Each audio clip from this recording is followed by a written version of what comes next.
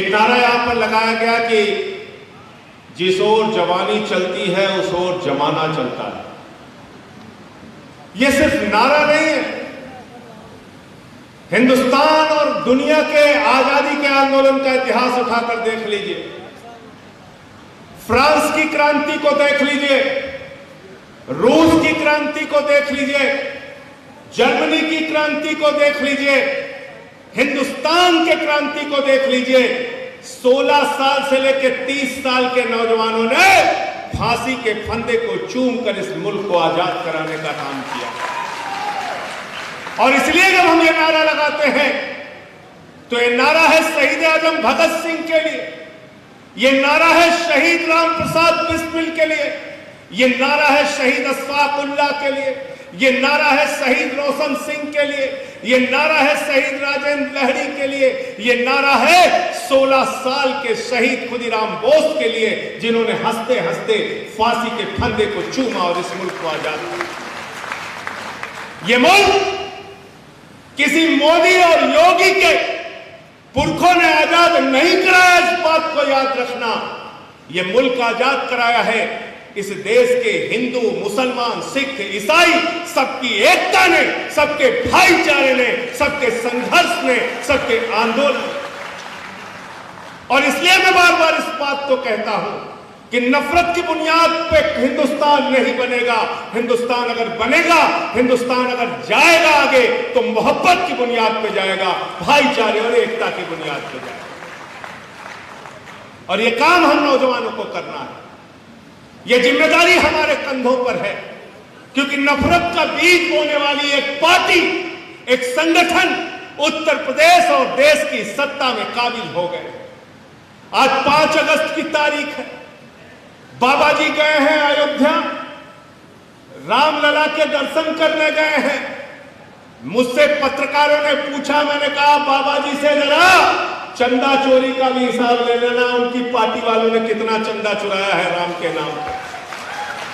राम के नाम पे चंदा चोरी कर रहे हैं लोग। क्या कहते थे, रामलला हम आएंगे मंदिर वहीं बनाएंगे, रामलला हम आएंगे मंदिर वहीं बनाएंगे। अब भाजपा ही कहते हैं रामलला हम आएंगे चंदा चोरी कराएंगे। चंदा चोरी कराएंगे। 2 करोड़ की जमीन शाम को 7:10 पे खरीदी और 7:15 में 18.5 करोड़ रुपए में प्रभु श्री राम के नाम पे बेच दी। कितना पैसा कमाया 1 सेकंड में? 5,50,000। कितना पैसा कमाया 1 मिनट में? 3 करोड़ 30 लाख। कितना पैसा कमाया 5 मिनट में? 16 करोड़ 50 लाख। आप सोचिए, जब आपदा में उत्तर प्रदेश के गांव-गांव में मौत हो रही थी, जब नदी के घाटों पर कुत्ते आपके परिजनों को नोच रहे थे, जब उत्तर प्रदेश की नदियों में हजारों सौ सड़ रहे थे, उस समय भारतीय जनता पार्टी के लोग राम के नाम पर चंदा चोरी कर रहे थे। अरे जो राम के नहीं हुए वो आम के कभी नहीं हो सकते, याद रखना। और इसलिए इनको बेनकाब करना जरूरी है। कानपुर वालों ने तो नारा लगा दिया, वहां पे बड़ा सा बैनर लिख दिया, चंदा चोरों से सावधान। लगाया था कि नहीं लगाया था? चंदा चोरों से सावधान। भाजपाई खंबे पे चढ़ के नोचने लगे उसको। लोगों ने पूछा, भैया इसमें तुम्हारा नाम नहीं लिखा हुआ? बोले हमें मालूम है चंदा चोर कौन है। ये हालत है इनकी।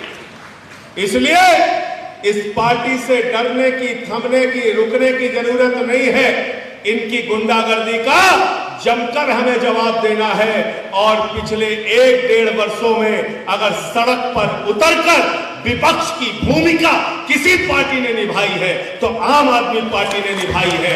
यूथ विंग ने डंडे खाए, महिला विंग ने डंडे खाए, छात्र शक्ति ने डंडे खाए, हमारी पार्टी के मेन विंग ने डंडे खाए, हमारे SC/ST प्रकोष्ठ के साथियों ने डंडे खाए, हमने लाठियां खाई, हमारे साथी जेल गए, हमारे ऊपर मुकदमे लिखे गए। 14 मुकदमे बाबा जी ने मेरे ऊपर लिखा। राष्ट्रद्रोह का मुकदमा मेरे ऊपर लगाया, मेरे पार्टी का दफ्तर बंद कर दिया। लेकिन बाबा जी से मैंने कहा, बाबा जी 14 नहीं 1400 मुकदमे लिख दो, लेकिन सच के लिए लड़ाई लड़ता रहूंगा। इसमें आप रोक नहीं लगा सकते, लेकिन तुम्हारी इस नफरत की राजनीति के खिलाफ खड़ा हूं, बांटने की राजनीति के खिलाफ खड़ा हूं। हिंदू मुसलमान की बात करते हो। अरे क्या हिंदू की बात करते हो? हाथरस की वो बच्ची, वाल्मीकि समाज की, जो गरीब की बेटी जिसके साथ गैंगरेप हुआ, रात को 2 बजे उसको जला दिया गया, क्या वो हिंदू नहीं थी? मैं पूछना चाहता हूं योगी जी। 12वीं में पढ़ने वाला वो बच्चा प्रभात मिश्रा, जिसके विरुद्ध एक भी FIR नहीं थी, उसका इनकाउंटर करके उसको मार दिया गया बिकरू कांड में, क्या वो हिंदू नहीं था? वो बाल भरी सभा में सरकार के अधिकारियों के सामने बलिया के अंदर उसकी हत्या कर दी गई, पाल समाज के हमारे एक व्यक्ति की, क्या वो हिंदू नहीं था? इंद्रकांत त्रिपाठी व्यापारी, आप सोचिए, SSP रंगदारी मांगता है, कहता है 7 लाख रुपए रंगदारी दे देना, वरना 1 हफ्ते के अंदर तुम्हारी हत्या करा दूंगा, और उस व्यापारी की हत्या हो जाती। क्या वो हिंदू नहीं है? क्या ये जो हमारे कार्यकर्ता सड़क पे लड़ते हैं, ये हिंदू नहीं है? क्या ये जो नौजवान नौकरियां मांग रहे हैं, जिनको लाठियों से पिटवाया जा रहा है, मुकदमे लिखाए जा रहे हैं, ये हिंदू नहीं है? अरे इनका कोई धर्म नहीं है, ये बेईमान और चंदा चोर लोग हैं, ये बेईमान हैं, और इतने बड़े बेईमान हैं कि बच्चों के वेंटिलेटर का पैसा खाते हैं। 500 रुपए का ऑक्सीमीटर 5000 में खरीदते हैं, 1600 का थर्मोमीटर 13000 में खरीदते हैं, 8 लाख का वेंटिलेटर 22 लाख में खरीदते हैं, 35 लाख में खरीदते हैं, और आपको हिंदू मुसलमान का जहर पिलाते रहते हैं। इनके जहर से सावधान हो जाइए। बरेली का जो सुरमा बिकता है ना, जिसपे लिखा रहता है नक्कालों से, अब भाजपाइयों के लिए गली मोहल्लों में एक बैनर लगा दीजिए, नक्कालों से, जोर से बोलिए, सावधान। ये आपको हिंदू मुसलमान करेंगे, आपकी नौकरियां खाएंगे। ये आपको हिंदू मुसलमान करेंगे, आपकी सड़कों का पैसा खाएंगे। ये आपको हिंदू मुसलमान करेंगे, आपके बच्चों के मिड डे मील का पैसा खाएंगे, बस्ते का पैसा खाएंगे, स्वेटर का पैसा खाएंगे, स्कूल की बिल्डिंग का पैसा खाएंगे। अरे आपको 2 वक्त की रोटी नसीब नहीं होती, ये गिट्टी खाते हैं, मिट्टी खाते हैं, बिल्डिंग खाते हैं, स्कूल खाते हैं, अस्पताल खाते हैं, पूरी की पूरी सड़क खा जाते हैं। इतने बड़े बेईमान हैं, इतने बड़े भ्रष्टाचारी हैं। और तो और छोड़ो, भगवान तक को नहीं छोड़ा।